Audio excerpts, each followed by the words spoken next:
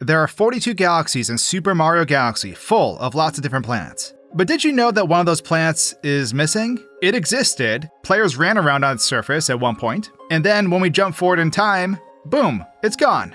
Now you could of course argue that lots of planets are missing due to how games are made and change over time, and that's true. You aren't wrong. But when it comes to the first thing a player experiences, I feel like it hits differently. Now, unlike the cosmos in real life, we can't just gaze deep into the sky and look straight into the past. Despite how vast and lonely Super Mario Galaxy can feel, it doesn't work like that. But thankfully, we do have something else that can help us: old video and data mining. Combine those two things and you have a recipe to turn back time and take a look at something long gone and mostly forgotten. So today, we're going to take some time to look at Super Mario Galaxy's missing planet and why it's potentially vanished. So let me set the stage a bit. The first level in a video game is often the most memorable. It's your first step into exploring a world, and you're learning how the mechanics work as you're moving around. Think of Bob-omb Battlefield. It's by far the most iconic Super Mario 64 level. It's also the first. There's a cheat for memories too, often linked to music, and so you may argue that Jolly Roger Bay feels like Mario 64's most memorable or iconic level, because that music just stabs at your heart. I love that song, and I promise this is relevant. But Bob-omb Battlefield still takes the cake. More people experience Bob-omb Battlefield than any other level, excluding the hub area, because maybe they started a game in a Holiday Inn lobby in the 90s and left, never to pick it up again. People naturally drop off at different points in the game. So I'd argue, more people have memories associated with Bob-omb Battlefield because it was played the most just by numbers. World 1-1 in Super Mario Bros. Is the same way. Think of how many times that specific level has been remade in Super Mario Maker. You latch onto that first environment because it's where your adventure begins. So I'd say that commits it to memory too somewhat. So how about Good Egg Galaxy? It's not quite the first experience a player has. They have the Star Festival, and then Gateway Galaxy, which is several planets long that they must run through, only to then visit the hub world before departing to the first selectable level, Good Egg Galaxy. And Good Egg does arguably check those two boxes. It feels like the first level where you're finally choosing to embark on your own adventure, and it's got that banger of a music track that fills you with excitement. And I'll always remember how lively that music is. Second to Gusty Garden Galaxy, that is. So when you time it to that fly-in, where Mario sticks a landing in front of the house, it's perfect. Pure cinema. Except for some people, it's not perfect. Something is missing. The first part of the level is. At E3 in 2006, the version of Super Mario Galaxy that was still actively in development was, of course, different. And so the route we took through an early Good Egg Galaxy eventually changed. This is back when this hodgepodge of a galaxy was called Star World. And in my opinion, we lost something pretty cool. We lost the home planet. So turning back to E3 footage from 2006, a whopping 20 years ago, we can see this planet. We can also see this player collect 19 out of 20 music notes and never go back for the last one. And we've never forgiven them.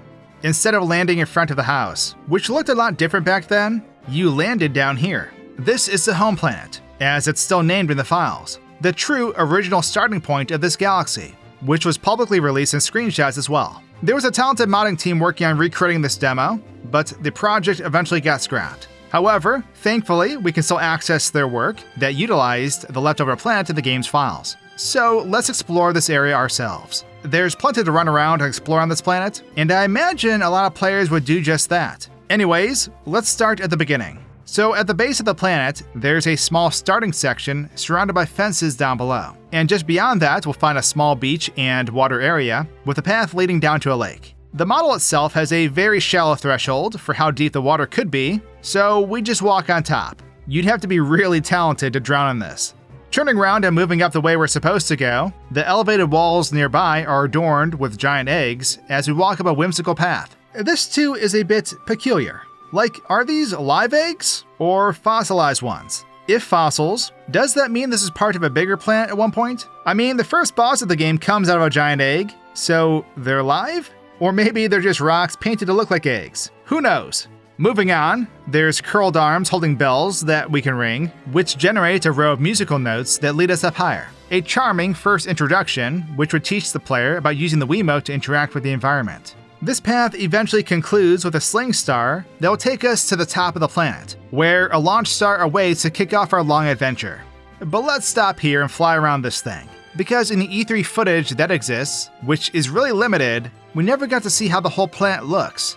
So we can see it has steep edges on all the sides, and down below is just like a big cluster of eggs fused together. It's kind of nightmare fuel if you think about how all these eggs just kind of combined and merged. Like, what would this planet look like if it hatched? Yikes. That is, assuming these aren't rocks essentially. Anyways, back up top, I feel like this was a very whimsical opening to the game, and I can only assume its name as Home Planet showcased its importance at one point. So why was it removed? Well, that's the mystery. But in my opinion, possibly to teach the concept of 3D gravity better. We don't know if the Comet Observatory existed yet to serve as a hub world for you to select levels. When 2007's E3 demo came around, there were a lot of changes already.